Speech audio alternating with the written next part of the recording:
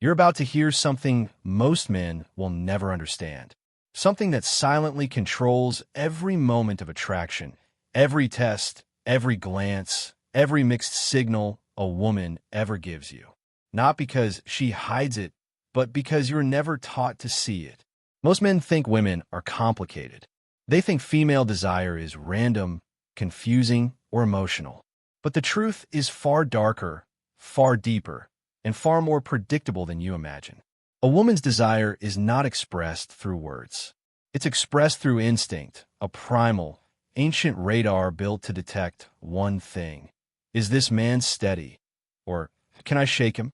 Because the moment she feels you can be shaken, her desire collapses. Not later, not slowly, instantly. You felt it before, that moment when everything seemed perfect and suddenly she pulled back, went cold, became distant. You thought you said something wrong. You thought you should text more, prove more, show more interest. But you were wrong. Her attraction didn't die because you weren't good enough. It died because for a split second, she sensed something inside you. Hesitation, insecurity, emotional need, even if you never said a word. Women don't fall for the man she sees. She falls for the man her body feels. And a woman can feel the difference between a man who owns himself and a man who needs her to feel complete in less than 2 seconds. Her tests? Not cruelty, not games. They're instinct checking your energy for cracks. Because the man she desires isn't the one who reacts quickly, talks too much, or tries too hard. It's the man whose silence has weight, whose presence steadies the moment, whose emotions do not bend to beauty, pressure, or temptation. The man who doesn't chase her attention, but command her nervous system. You're about to learn the psychology behind that power. The invisible force that makes a woman surrender without realizing why, the instinct that makes her crave a man she can't shake, and the truth that will change the way you move forever. Because the game of attraction was never about understanding women. It was always about understanding yourself. This is the great, unacknowledged chasm that separates the world of men into two distinct species, the sovereigns and the refugees. The refugee lives in a state of perpetual emotional anxiety. He believes attraction is a performance, a negotiation, a complex sequence of words and actions that, if executed perfectly, will convince a woman to grant him her affection. He is a supplicant at the court of the feminine, begging for scraps of validation. The sovereign, however, understands a truth that is both terrifying and liberating. Attraction is not a negotiation. It is a verdict. It is the result of a silent, primal judgment a woman's body makes about the very nature of your reality. This judgment is centered around one single, all-important concept: your frame. Your frame is the invisible architecture of your reality. It is the constitution of your inner world, the gravitational field generated by your self-perception. Is your reality a powerful, self-sustaining star, pulling others into its orbit with the sheer force of its own mass and energy? Or is it a drifting asteroid, cold and lifeless, hoping to be caught in the gravitational pull of another? A man with a weak, permeable frame is an asteroid. He is an emotional refugee. He has no homeland within himself, so he desperately seeks asylum in hers. His every action is a plea for a visa. His texts are not communications. They are applications for her attention. His compliments are not genuine expressions of admiration. They are bribes. He agrees with her opinions not out of conviction, but out of a desperate fear of being deported from her good graces. This man is a void. He brings nothing to the interaction but his own emptiness, and a woman feels this as an immense, energetic burden. Her instinct, a finely tuned survival mechanism, screams at her to get away from this man, because a man who cannot govern his own reality is a liability in every sense of the word. He is a house built on sand, and her survival is tied to finding a man whose house is built on bedrock. The sovereign, the man with an unbreakable frame, is the bedrock. He is the star. His reality is his own sovereign nation, with its own laws, its own culture, its own unwavering sense of direction. He does not need her to ratify his constitution. He does not seek her approval for his thoughts, his ambitions, or his principles. He is the source of his own law. When he interacts with a woman, he is not a refugee seeking entry into her world. He is a king inviting her for a tour of his. He leads. He decides, not because he is a tyrant, but because he is the authority in his own life. Imagine the simple act of planning a date. The refugee asks the fatal question, "So, what do you want to do?" This is not a question. It is a complete abdication of leadership. It is a confession that he has no plan, no vision. He is placing the mental and emotional labor of the interaction squarely on her shoulders. The sovereign, on the other hand, leads with a definitive yet inviting plan. "There's a fantastic jazz club I want to take you to on Friday. I'll pick you up at 8. The difference is staggering. He has communicated confidence, decisiveness, and a desire to provide an experience. He has relieved her of the burden of choice, allowing her to relax into her feminine, receptive energy. This is not a power play. It is a gift. It is the gift of certainty. And in a chaotic world, a woman's body craves the certainty of a man's solid frame more than almost anything else. Building this frame is your first and most important task. It is built by defining your values and living by them, by setting boundaries and enforcing them, by cultivating a sense of self that is not dependent on any external mirror for its reflection. With this understanding of the frame, we can now decode the true nature of her tests. A woman's tests are not malicious games. They are the quality assurance department of her evolutionary programming. They are instinctual probes, like a construction inspector tapping a concrete wall with a hammer, listening for the sound of solid bedrock, not the hollow echo of a facade. These tests are relentless, often subconscious, and they come in many forms. Let's dissect the most common ones. First, you have the compliance test, which is a subtle probe for servitude. It's the small request that is slightly out of place. You're at a bar, and she says, "I'm cold. Can you go get my jacket from the car?" Even though it's a long walk. The refugee, seeing an opportunity to be the nice guy, jumps at the chance. He's just failed. He has communicated that his time and energy are less valuable than her immediate comfort. He has signaled that he is willing to be her subordinate. The sovereign understands the subtext. He might smile, hold eye contact, and say, "You trying to get rid of me already?" Or, "Come on, a little shiver builds character." He is not being a jerk. He is playfully rejecting the frame of him being her errand boy.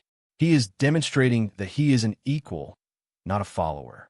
His reality, his frame, remains uncompromised.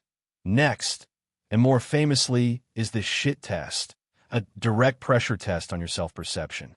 This is a provocative statement or a playful jab designed to see if you can be emotionally rattled. She might say, "That's a pretty bold watch. Are you compensating for something?"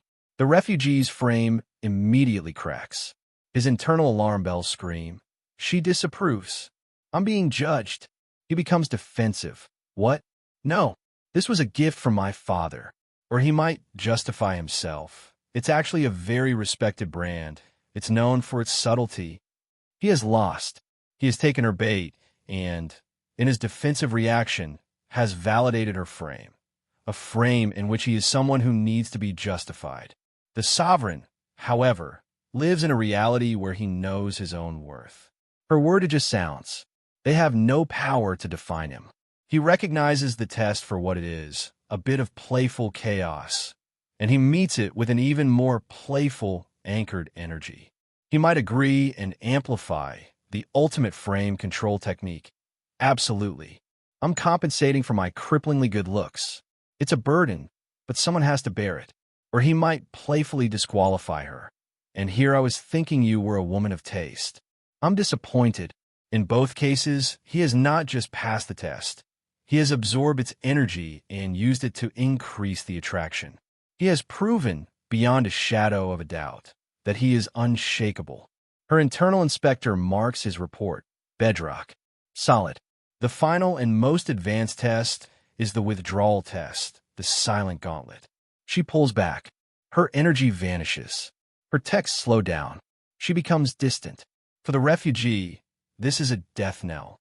His entire sense of well-being was sourced from her attention, and now the supply has been cut off. He panics. He enters a state of obsessive anxiety. What did I do wrong? Was it that joke I made? I need to fix this. His panic manifests as a series of increasingly pathetic behaviors. He sends the just checking in text. He posts sad bait on social media. He might even call her just to talk. He is a drowning man, and his flailing is only making him sink faster. He has communicated the most unattractive thing a man can: profound, soul-crushing neediness. The sovereign's experience is entirely different. His life is a vast, thriving kingdom. Her attention was a welcome and beautiful part of it, but she is not the kingdom itself. When she pulls back, his kingdom continues to function. His mission still calls to him. His gym session is still scheduled. His projects still demand his focus. He notices her absence, but it doesn't create a void. His response is therefore one of calm, stoic inaction. He gives her space. He allows the silence to stretch, confident in his own value. He understands the fundamental law. True desire can only grow in the space of absence. His silence is not a tactic. It is a genuine reflection of his self-sufficient reality. And for a woman, a man who does not panic when she pulls away, a man who is willing to lose her rather than compromise his own emotional stability, is a man of unimaginable strength. He becomes a mystery she must solve, a challenge her instinct cannot resist. This entire dynamic is powered by the primal physics of emotional polarity. Think of the masculine and feminine as the two poles of a magnet. For a powerful magnetic field of attraction to exist, the poles must be opposite and distinct. The core masculine pole is that of structure, presence, and unwavering direction. It is the immutable mountain. The core feminine pole is that of flow, chaos, and radiant, emotional energy. It is the wild, untamed river. A river does not want to merge with another river. It wants to flow around a mountain. The mountain gives the river its shape, its direction, its beauty. Without the mountain, the river is just a swamp. Modern society has conditioned men to abandon their mountain-like nature. It has told them to become more like the river, to be more emotionally fluid, more accommodating. The result is an epidemic of swamps. The man who meets her emotional chaos with his own emotional chaos creates a repulsive, depolarized mess. She brings him her stress about work, and he becomes stressed for her.